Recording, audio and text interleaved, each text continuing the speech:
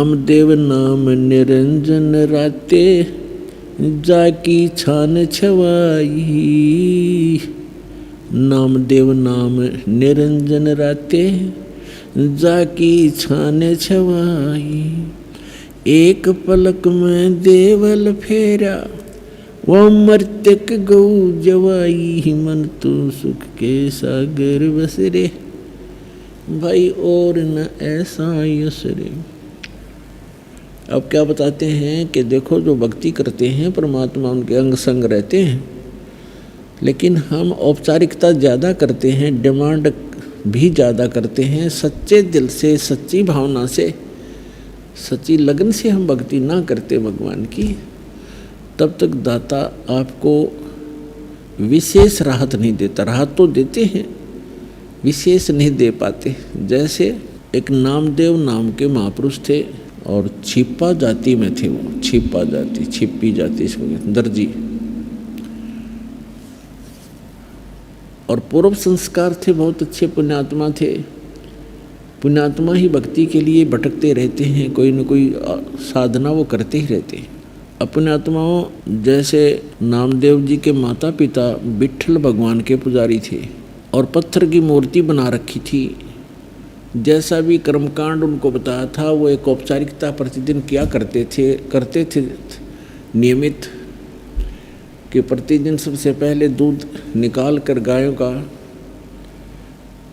भगवान विट्ठल की मूर्ति के सामने रखते थे, पर्दा लगा देते थे, और कुछ देर के बाद उसको उठा करके अपने सारे दूध में मिला करके अन्य भोजन में प्रसाद बनाकर वो खा लेते थे। एक दिन माता पिता को किसी कामवश एक हफ्ते के लिए बाहर जाना पड़ गया। नामदेव बालक ही था, 10-12 वर्ष का लड़का था। तो उन्होंने कहा कि बेटा आप घर पे रहना, भगवान विट्ठल को भोग लगाना, दूध सुबह सुबह दूध का भोग लगाना भगवान को, और पीछे भोजन करना बेटा। भगवान को भोग लगाए बगैर भोग आपने भोजन नहीं करना है, ऐसे याद रखना। कच्छा पिता माता पिता चले गए।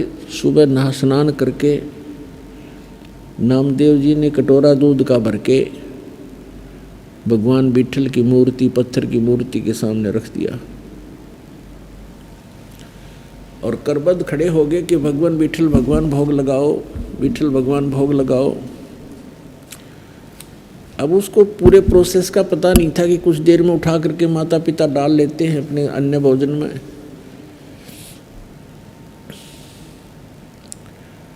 खड़ा रहा घंटा 2 घंटा, विट्ठल भगवान ने कोई भोग नहीं लगाया। उसमें कुछ चींटियां चढ़ गई तो उसने सोचा भी हमसे भगवान प्रसन्न नहीं है मेरे से, और उस दूध को वहाँ से उठा लिया। अगले दिन फिर नहा धो करके खूब हृदय से प्रार्थना की, दूध रख दिया, यही रहा, कुछ नहीं, भोग नहीं लगा, फिर उठा लिया। 2 दिन उन्होंने भी, भगवान नामदेव जी ने भी कुछ भी आहार नहीं किया। तीसरे दिन फिर ऐसा ही हुआ। बच्चा था, भूख से बहुत व्याकुल हो गया और कहा भगवान जब तक आप भोग नहीं लगाओगे, मेरे माता पिता का आदेश है, आपका दास भी भोजन नहीं कर सकता। मुझसे अवश्य कोई गलती हुई होगी, क्योंकि मैं पूरी पूजा विधि से परिचित नहीं हूँ भगवान, बालक हूँ, मेरी कोई त्रुटि है, क्षमा करो। आप भोग नहीं लगाओगे, मेरे माता पिता मुझसे नाराज होंगे, मुझे गुस्सा होंगे, और भगवान आप भोग लगाओ, मेरी त्रुटि को माफ़ करो प्रभु। अब तीसरे दिन जाकर के भगवान ने देखा कि बालक, वह पत्थर तो था नहीं, वो तो कुछ सुन नहीं रहा था, कुछ कर नहीं रहा था। अब कहते हैं 100 सलसीधर मैं करूं अपने जन के काज, स्वयं परमात्मा आए सूक्ष्म रूप धारण करके, और पत्थर की मूर्ति के हाथ ऐसे आगे को बढ़ा दिए, उनमें कटोरा पकड़ा, और नामदेव समझ रहा है कि पत्थर पी रहा है, और पी रहे थे भगवान सूक्ष्म रूप में। नामदेव की खुशी का कोई ठिकाना ना रहा। नहाया धोया, भोजन पाया। उनके माता पिता आए, उन्होंने तो आते ही पूछा कि बालक है, कहीं गलती से भोग ना लगाया हो भगवान को।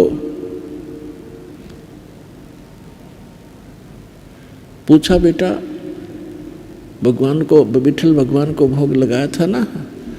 उन्होंने कहा माता जी भोग तो मैं प्रतिदिन लगाता था, लेकिन भगवान ने नहीं लगाया। भगवान ने तीसरे दिन भोग लगाया, 2 दिन कुछ नहीं आहार किया, और मैंने भी कुछ नहीं किया। मैं भी दुखी बहुत हो गया था, भूख बहुत सताती थी, लेकिन मैंने भोग नहीं, मैंने आहार किया नहीं। तीसरे दिन मैंने विशेष प्रार्थना की, भगवान भोग लगाओ, तब भगवान ने भोग लगाया। अब वो नामदेव के माता पिता उस बच्चे के मुंह की तरफ देख रहे हैं कि ये झूठ बोल रहा है। ये कह रहा है कि तीसरे दिन भगवान ने दूध पी लिया, बट विठल भगवान की मूर्ति ने, उन्होंने सोचा ये झूठ बोल रहा है, इसने भोग भाग नहीं लगाया और हमसे डरता कह रहा है। लेकिन बच्चे के आव भाव से लग रहा था कि झूठ नहीं बोल रहा। तो उन्होंने पूछा बेटा सचमुच भगवान ने दूध पी लिया? तीसरे दिन पिया माँ। पिताजी तीसरे दिन पिया। अच्छा कैसे? हमारे सामने पिला के दिखा। अगले दिन सुबह उसी तरह दूध का कटोरा लेके स्नान करके रख दिया, दूध नहीं पिया विठल ने। अब नामदेव ने कहा भगवान आपका दास आज मेरे माता पिता के सामने झूठा सिद्ध होगा, मुझसे फिर अवश्य कोई त्रुटि हुई होगी। भगवान हे मालिक आप तो दयालु हो, भोग लगाओ प्रभु। उसी समय माता पिता के सामने मूर्ति के हाथ बड़े बड़े हुए, ऐसे जैसे आम हाथ होते ऐसे बन गए, और कटोरा पकड़ा और ऐसे दूध पी लिया। अब नामदेव के पिता का खुशी का ठिकाना नहीं रहा। उसने सारे गांव में बता दी कि मेरे पुत्र ने विठल भगवान को भोग लगा दिया, भगवान ने दूध पिया, हमारे सामने पिया। किसी गांव वाले का ये विश्वास नहीं हो कि झूठ बोलते हैं, बाउंडर फैलाते हैं, दुनिया को भ्रमित करते हैं। ये अपने बेटे की महिमा बनाना चाहता है, इसको मेहनत बनाना चाहता है। जैसा जैसी सोच जिसकी थी, पंचायत हो गई कि पंचायत के अंदर विठल भगवान की मूर्ति रखी जाएगी, उसमें दूध पिलाएगा तेरा पुत्र, मानेंगे नहीं तो देश निकाला देंगे, तुम्हें गांव से निकालेंगे। पंचायत होगी, विठल बुला लिया, विठल भगवान रख दिए। नामदेव के पिता नामदेव पंचायत में हाजिर हुए। तब कहा कि नामदेव यहाँ हमारे सामने मूर्ति को भोग लगा के दिखा। रख दिया दूध। काफ़ी देर होगी, जब सब लाल पीले हो गए, झूठा है कपटी है, देखा ना, तब नामदेव ने कहा कि हे भगवान मुझ दास के कारण मेरे माता पिता दुखी हो गए, इनको देश निकाला मिलेगा, आपके भगत थे, हे दाता भोग लगाओ। उसी समय उन सबके सामने ऐसे हाथ निकले मूर्ति से और गट गट दूध पी लिया उस परम पिता ने। बोलो सतगुरुदेव की।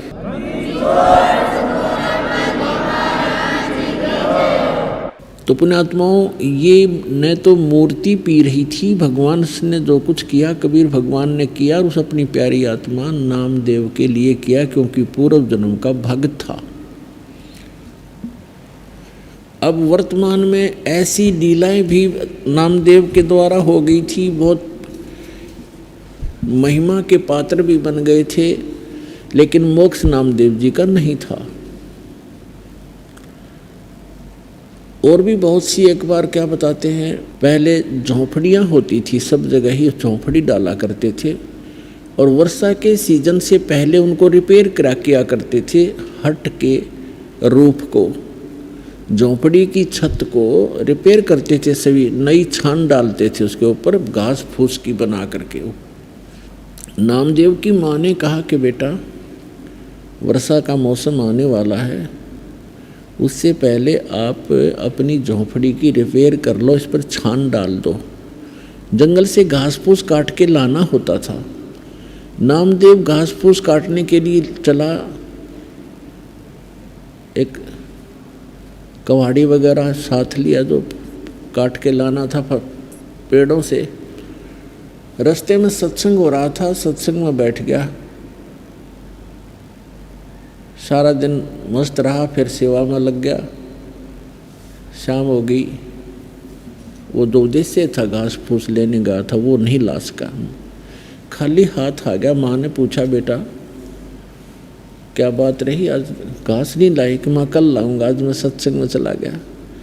वो 4 दिन का सत्संग था, उसने अगले दिन भी वैसे ही, उससे अगले दिन भी ऐसे ही। अब तीसरे दिन जब उसने सोचा कि आज माँ बहुत नाराज हो जाएगी, पिताजी भी गुस्सा होंगे, सत्संग में जल्दी समापन हो गया, शाम थोड़ा सा समय रह गया, तो उसने सोचा जल्दी जल्दी कुछ घास फूस काट ही ले चलता हूँ, ना घर वाले नाराज होंगे, तो रोज सत्संग में जाता है, कुछ करता है नहीं। तो जल्दी जल्दी वो लगा काटने, और पैर में कुहाड़ी लग गई। हाँ, जल्दी जल्दी में बौखला सी रहा था बेचारा, पैर में कुहाड़ी लग गई और पकड़ कर पैर बैठ गया। फूस जिसा काटा था वो भी नहीं ला सका। तो एक व्यक्ति आया, उसने उसके पट्टी बांधी, दवाई कुछ ऐसे घास फूस नचोड़ के उसके जख्म पर पट्टी बांध दी, बेटा हो जाएगा ठीक, कोई बात नहीं।